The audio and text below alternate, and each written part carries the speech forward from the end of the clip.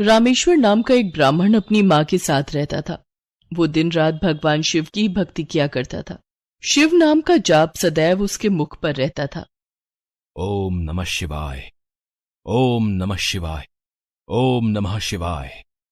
रामेश्वर बेटा, आज भी तूने मुझे नहीं उठाया। खुद ही उठकर घर के सारे काम कर लिए, खीर भी भोग लगा दी तूने तो।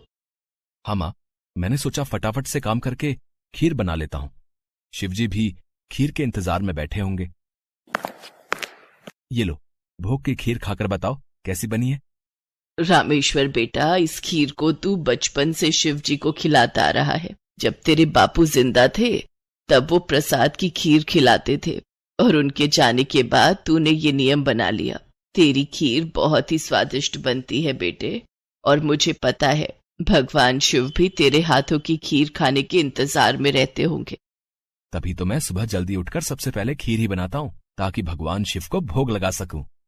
रामेश्वर का नियम था रोजाना सुबह जल्दी उठकर घर के सारे काम निपटाना और फिर भगवान शिव के भोग के लिए खीर का प्रसाद बनाना। ये कार्य पहले उसके पिता करते थे, और पिता के जाने के बाद शिव जी की सेवा और खीर भोग की पूरी जिम्मेदारी रामेश्वर ने उठा ली। रामेश्वर को विश्वास था कि भगवान शिव उसके द्वारा खिलाई गई खीर को रोजाना ही खाते हैं। इसी विश्वास पर वो रोजाना खीर का भोग लगाता था, और अपने भक्त के द्वारा भोग लगाई गई खीर को कैलाश पर्वत पर विराजमान भगवान शिव बहुत चाव से खाते थे। स्वामी, क्या बात है, आपको तो आनंद ही आनंद है। आपके भक्त आपको प्रेम से इतने स्वादिष्ट व्यंजन खिलाते हैं, और आपका भक्त रामेश्वर तो नियम के अनुसार आपको खीर का भोग लगाता है। लाइए, थोड़ी सी खीर मुझे भी दे दीजिए। रामेश्वर के हाथों की खीर बहुत ही स्वादिष्ट होती है। हाँ देवी पार्वती, रामेश्वर इतनी स्वादिष्ट खीर का भोग लगाता है कि मन प्रसन्न हो जाता है। तभी नंदी और समस्त शिवगण वहाँ जाते हैं। महादेव, ये लीजिए, हम भांग और धतूरा ले आए हैं। नंदी, अभी तो हम स्वादिष्ट खीर का आनंद ले रहे हैं। ऐसा करो, भांग और धतूरे को वहाँ छोटे पर्वत पर रख दो। हम कुछ समय के बाद उसे ग्रहण करेंगे। अरे नंदी महादेव तो हमारी ओर देख तक नहीं रहे। उनका सारा ध्यान तो रामेश्वर की बनाई हुई खीर पर है। ऐसे कब तक चलेगा नंदी? हाँ, मैं भी यही देख रहा हूँ। इतने प्रेम से हम भांग और धतूरा पीस कर लाए, और महादेव ने हमें इसे रखने के लिए बोल दिया। अरे नहीं नहीं, ऐसी बात नहीं है। महादेव ने बोला है कि हम उसे वहां रख दें। वो कुछ देर बाद उसे ग्रहण करेंगे। महादेव रोजाना रामेश्वर की भोग लगाई हुई खीर को बहुत चाव से खाते हैं। नंदी, मैं तो कई बार सोचता हूँ कि रामेश्वर की खीर में ऐसा क्या है कि भोलेनाथ सबसे पहले उसकी भोग लगाई खीर को ही खाते हैं, और फिर और किसी तरफ उनका ध्यान ही नहीं जाता। तभी तो हम भांग धतूरा लेकर आए, और उन्होंने बिना देखे ही इसे रखने के लिए बोल दिया। हाँ, कह तो तुम ठीक रहे हो भैरव। महादेव को भांग धतूरा इतना प्रिय है, पर रामेश्वर की खीर से ज्यादा उन्हें इस समय कुछ भी प्रिय नहीं लग रहा। तो क्या किया जाए नंदी, कि महादेव का ध्यान अपने भक्त रामेश्वर से हटकर हमारी ओर आ जाए? एक रास्ता है। नंदी ने सभी गणों के कान में कुछ कहा। उसके पश्चात सभी गण पृथ्वी लोक पर आ गए, और सब ने ब्राह्मण रूप ले लिया, और सब लोग रामेश्वर के पास पहुँचे। रामेश्वर शिव जी को खीर का भोग लगाने के लिए बाजार से सामान खरीद रहा था। ब्राह्मण वेश में नंदी ने रामेश्वर से कहा, रामेश्वर, तुम हमें नहीं जानते, पर हम तुम्हें बहुत अच्छे से जानते हैं। तुम भगवान शिव के भक्त हो, और रोजाना उन्हें खीर का भोग लगाते हो। हाँ ब्राह्मण देव, आप तो सब कुछ जानते हैं। हाँ रामेश्वर, हम सब जानते हैं, इसीलिए तो हम तुम्हारे पास आए हैं। हमें पता है कि तुम महादेव के परम भक्त हो, पर तुम्हें पता है महादेव अब रोजाना खीर खाकर ऊब गए हैं।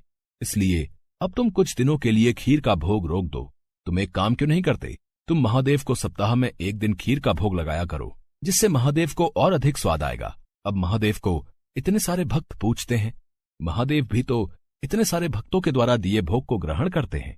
उनका पेट बहुत भर जाता है। अगर तुम उनको सप्ताह में एक दिन खीर का भोग लगाओगे तो उन्हें तुम्हारी खीर का इंतजार रहेगा, और वो और अधिक आनंद से खीर खाएंगे। क्यों, हम सही कह रहे हैं ना? ये तो आप ठीक कह रहे हैं ब्राह्मण देव। इस विषय में तो मैंने कभी सोचा ही नहीं। अब मैं एक काम करता हूँ, मैं सप्ताह में एक दिन ही भगवान को खीर का भोग लगाया करूंगा, ताकि वो और भी भक्तों का प्रसाद ग्रहण कर सकें, और फिर उन्हें मेरी खीर का बेसब्री से इंतजार रहे। भोला भाला रामेश्वर शिवगणों की बातों में आ गया। शिवगण खुशी खुशी कैलाश वापस लौट आए। अब शिव जी रोजाना रामेश्वर की खीर का इंतजार करने लगे कि कब रामेश्वर उन्हें भोग लगाए और कब वो खीर का भोग खाए। पर कुछ दिनों तक रामेश्वर ने खीर का भोग बनाया ही नहीं, तो शिव जी को खीर कहाँ से मिलती। अब सप्ताह में एक दिन रामेश्वर ने खीर का भोग लगा दिया तो शिव जी ने खीर खा ली।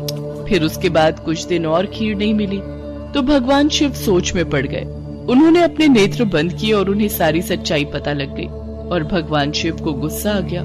शिव जी को गुस्से में आया देख सभी गण उनके समक्ष हाथ जोड़कर खड़े हो गए। नंदी, श्रृंगी, वीरभद्र, भैरव, तुम सभी गण जानते भी हो कि तुमने क्या किया है। मेरे भक्त रामेश्वर के द्वारा भोग में अर्पित की गई खीर मुझे कितनी प्रिय है और तुमने उसे खीर का भोग रोजाना लगाने के लिए मना कर दिया। महादेव, हमें क्षमा कर दीजिए, हमसे भूल हो गई। महादेव, जब हम आपको खीर खाता हुआ देखते थे तो हम यही सोचते थे कि आप हमारी ओर ध्यान नहीं दे रहे हैं। अच्छा, तो ये कारण है, पर तुम सब ये नहीं जानते कि मेरा प्रेम अपने सभी भक्तों पर एक समान है। मैं भला तुम्हें कैसे भूल सकता हूँ? तुम तो मेरे हृदय में वास करते हो। तुम सब तो मेरी ही शक्तियों द्वारा उत्पन्न हुए हो। संसार में मेरा प्रत्येक भक्त मुझे एक समान प्रिय है और प्रत्येक भक्त के हृदय में मैं ही विद्यमान हूँ। इसलिए मेरा प्रेम कभी भी कम या ज्यादा नहीं हो सकता। माता पिता के लिए तो उनके सभी बच्चों में प्रेम एक समान होता है, फिर तुम ये भूल कैसे सकते हो? भगवान शिव की बातें सुनकर सभी शिवगण समझ गए कि उन्होंने कितनी बड़ी भूल कर दी। सचमुच महादेव का प्रेम तो अपने सभी भक्तों के लिए एक समान रहता है। इसके बाद सभी शिवगण फिर से एक बार रामेश्वर के पास गए। रामेश्वर, हमें भगवान शिव का संदेशा आया है। वो कह रहे थे कि तुम्हारी खीर इतनी स्वादिष्ट होती है कि वो सप्ताह भर की प्रतीक्षा नहीं कर सकते। सप्ताह में एक दिन भोग से उनका मन ही नहीं भरता। इसलिए उनकी आज्ञा है कि तुम रोजाना ही उन्हें खीर का भोग लगाया करो। आप सच कह रहे हैं ब्राह्मण देव? भगवान शंकर को मेरे हाथों की बनी खीर इतनी प्रिय है? ठीक है, फिर मैं रोजाना उन्हें खीर का भोग लगाऊंगा। ये सुनकर रामेश्वर बहुत खुश हुआ। अब एक बार फिर रामेश्वर रोजाना खीर बनाकर भगवान शिव को भोग लगाने लगा। अब तो समस्त शिवगण भी भगवान शिव के साथ रामेश्वर द्वारा भोग लगी प्रसाद की खीर का आनंद लेते और खूब भरपेट खीर को खाते। भगवान शिव और देवी पार्वती दोनों सभी गणों को इस प्रकार खीर खाता देख मंद मंद मुस्कुराने लगे। भगवान शिव ने अपने परम भक्त रामेश्वर को सभी सुख सुविधाओं से पूर्ण रखा। उसके जीवन में कभी भी कोई कठिनाई नहीं आई। रामेश्वर का विवाह एक बहुत ही सुशील कन्या के साथ हुआ। उसके घर में 2 बच्चों का जन्म हुआ।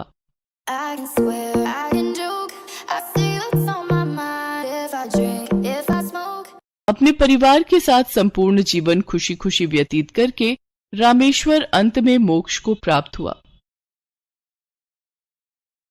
भोलापुर गांव में ब्रजपाल नाम का एक ब्राह्मण रहता था, जो कि बहुत ही आलसी स्वभाव का था। घर में उसकी पत्नी सुनीता और बेटी गुड्डी उसके साथ रहती थी। ब्रजपाल सारा दिन खाट पर ही पड़ा रहता था। ब्रजपाल दिन भर में बस एक ही काम करता था और वो था भगवान शंकर की पूजा। वो हर रोज सुबह शाम शंकर भगवान की पूजा करता, उनके नाम की माला जपता, फिर सो जाता।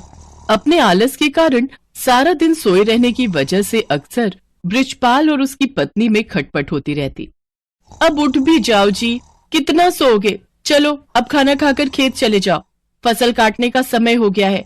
और हाँ, वापसी में आते हुए नदी किनारे लगे सरसों का साग तोड़ कर ले आना। घर में बनाने के लिए कोई सब्जी नहीं है। और हाँ, भूलना मत, नहीं तो आज खाना नहीं बनाऊंगी। अपनी बीवी की बातों को नजरअंदाज कर ब्रजपाल फिर से चादर तानकर सो जाता है। सुनीता गुस्से में लाल पीली हो जाती है। उधर कैलाश में बैठी माँ पार्वती शंकर भगवान से कहती हैं, हे नाथ, ये आपका कैसा भक्त है जो आपकी भक्ति के अलावा और कुछ काम नहीं करता, बस अपने आलसी शरीर के कारण खाट पर ही पड़ा रहता है, कोई कर्म नहीं करता। आपको तो ऐसे भक्त का मार्गदर्शन करना चाहिए। देवी, इसमें इसकी कोई गलती नहीं। ये सारा किया इसके पिछले जन्म का है। तब ये एक आलसी गधा हुआ करता था जो सारा दिन मेरे मंदिर के बाहर लेटा रहता था। मंदिर में जब भी मेरे नाम का उच्चारण भक्तगण करते तो उसका स्रोत उसके कानों में गूंजता और उसे नींद में भी मेरा ही नाम सुनाई देता।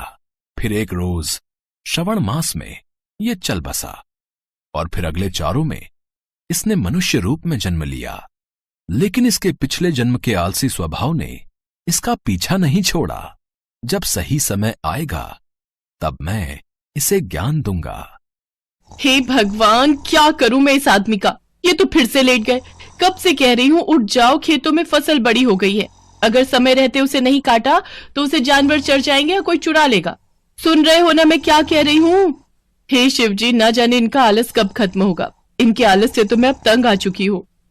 सुनीता लगातार बड़बड़ाए जा रही थी, लेकिन आलसी ब्राह्मण के सर पर तो जूं तक न रेंगे। वो तो बस चुपचाप अपनी खाट पर लेटा हुआ था। बृजपाल को ना उठता देख सुनीता गुस्से में आ जाती है और बाहर आंगन में रखी पानी की बाल्टी उठाकर लाती है और बृजपाल के ऊपर गिरा देती है। बृजपाल पूरा भीग जाता है और वो गुस्से में उठकर उससे लड़ने लगता है।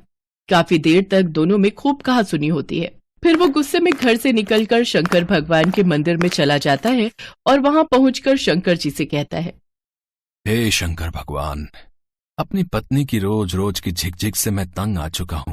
अगर मेरी भक्ति ने आपको प्रसन्न किया है तो मुझे आप दर्शन दीजिए प्रभु। इतना कहते ही वो जोर जोर से रोने लगता है। अपने प्रति उसका प्यार और श्रद्धा देखकर शंकर भगवान उसको दर्शन देते हैं और कहते हैं, बृजपाल, तुम्हारी भक्ति ने मुझे प्रसन्न किया है।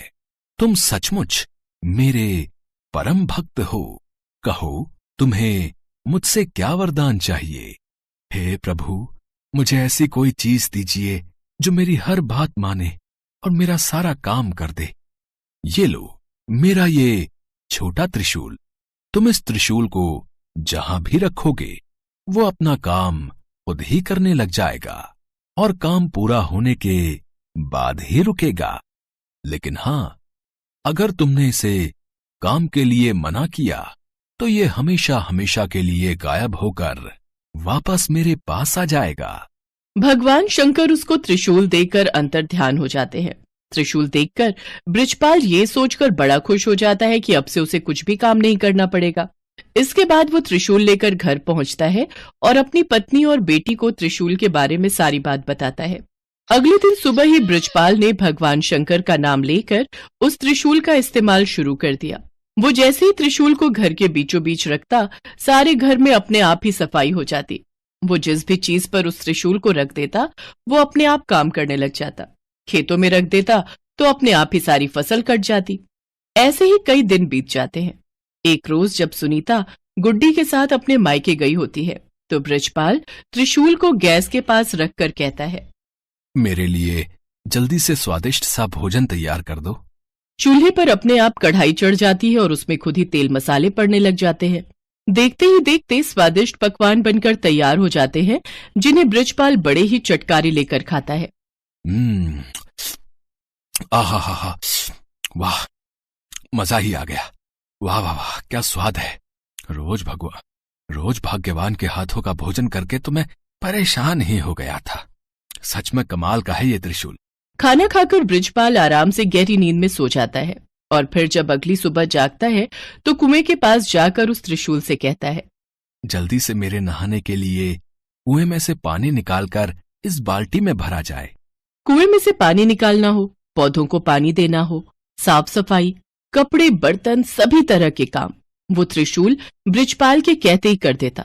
बृजपाल बगीचे में पड़ी पाइप के पास जाता है और अपने त्रिशूल को उससे छुआते हुए कहता है, पाइप, जल्दी से इस बगीचे में लगे पेड़ पौधों को अच्छे से पानी दे दो।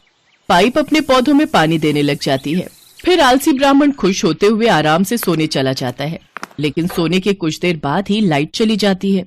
फिर वो अपने त्रिशूल को हथपंखा पर रखते हुए कहता है, हे हाथ पंखे, जब तक लाइट नहीं आ जाती तुम मुझे इस पंखे से हवा करो। उसके ये कहते ही हथपंखा उसे हवा करने लगता है। कुछ देर बाद जैसे ही लाइट आती है तो वो हथपंखा बंद हो जाता है। एक दिन बृजपाल को बड़ी तेज भूख लग रही होती है। उसने खाली थाली अपने सामने रखी और जमीन पर बैठ गया। फिर त्रिशूल को थाली पर लगाकर कहने लगा, अब इसमें से जल्दी जल्दी स्वादिष्ट पकवान निकल कर आते जाए। कुछ ही देर में कई तरह के पकवान थाली में आते गए। कितना अच्छा होता अगर मुझे अपने आप खाना खाना ना पड़े और खुद ही मेरे मुंह में सारा खाना चला जाए। ऐसा कहकर उसने त्रिशूल को अपनी प्लेट पर लगाया और कहने लगा, अच्छे अच्छे पकवान जल्दी से मेरे मुंह में आ जाएं। उसके ऐसा कहते ही थाली में से तरह तरह के पकवान निकलकर उसके मुंह में जाने लगे और वो बड़े ही चटकारे लेकर उनको खाने लगा। पर ये मजा कुछ देर तक का ही था। कुछ ही देर में उसका पेट भर गया और वो खा नहीं पा रहा था। लेकिन पकवान थे जो कि उसके मुंह में लगातार जाते ही जा रहे थे। उसका पेट और मन पूरी तरह भर चुका था। वो जैसे ही उन्हें रोकने की बात सोचता है तो उसे भगवान शंकर की कही वो बात याद आई जिसमें उन्होंने कहा था कि अगर त्रिशूल को काम करते हुए रोका गया तो ये वरदान वहीं समाप्त हो जाएगा और त्रिशूल फिर से शंकर भगवान के पास पहुंच जाएगा। तभी वहां सुनीता गुड्डी के साथ अपने मायके से लौटकर पहुंच जाती है। वो दोनों ये सब देखकर हैरान रह जाती हैं। सुनिए जी, देखिए तो आपका पेट कितना फूलता जा रहा है, जल्दी से इस त्रिशूल को रुकने के लिए कहिए। बृजपाल शंकर भगवान के दिए वरदान को खोना नहीं चाहता था, लेकिन फिर भी वो थक हार कर कह ही देता है, रुक जाओ। उसके इतना कहते ही खाना रुक जाता है, लेकिन साथ ही वो त्रिशूल भी वहां से गायब हो जाता है। त्रिशूल को गंवाकर वो बड़ा ही दुखी हुआ, लेकिन अब वो कुछ भी नहीं कर सकता था। शंकर भगवान के दिए वरदान को अब वो खो चुका था। अभी तक बृजपाल ने जितने भी काम त्रिशूल को दिए थे वो सब कब रोकने हैं ये उसने साथ में ही बता दिया था, लेकिन खाना खाते हुए कब रुकना है ये कहना वो भूल गया था, जिस कारण खाना बिना रुके ही उसके मुंह में आता ही जा रहा था। सारी बात समझने के बाद बृजपाल कहने लगा, हे महादेव, मैं समझ गया। ये वरदान आपने मुझे सबक सिखाने के लिए दिया था। सचमुच में मैं कितना मूर्ख था जो हर छोटे छोटे काम के लिए भी आलस दिखाता था, और अब मुझे सीख मिल चुकी है कि छोटे छोटे काम के लिए किसी दूसरे पर निर्भर रहने से कितनी बड़ी मुसीबत आ सकती है। उस दिन के बाद से बृजपाल ने हमेशा हमेशा के लिए आलस